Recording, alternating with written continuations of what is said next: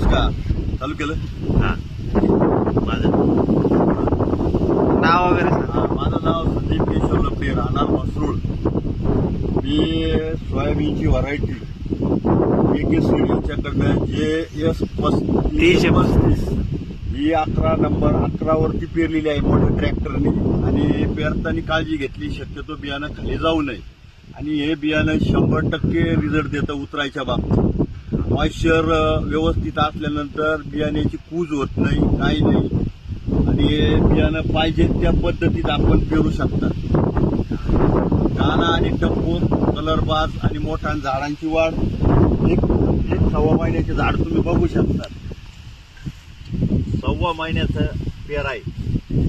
झाडाची क्वालिटी, फुटवा आता फुटवा धरण्याच्या स्थितीत आहे.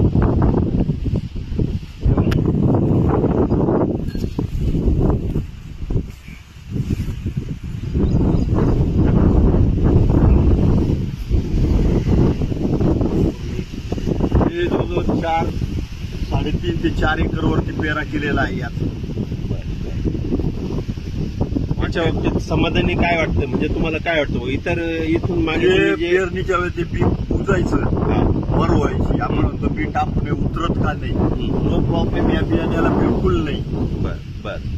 आणि इथून मागे जे काही तुम्ही इतर कंपन्यांचे वाहन तुम्ही केलेले असतील केलेले. त्या वाहनामध्ये आणि ह्या याच्यात वाहनामध्ये फरक भरपूर आहे. हो ना? भरपूर प्रमाणात. कारण जे पेरणीच्या वेळेस मेन बियाणं असतं, बियाण्यात जर दोष असला शेतकरी तिथंच घाट्यात. गाठ्यात बरोबर. त्या घाट्यापासून आम्ही यावर्षी वाचलो.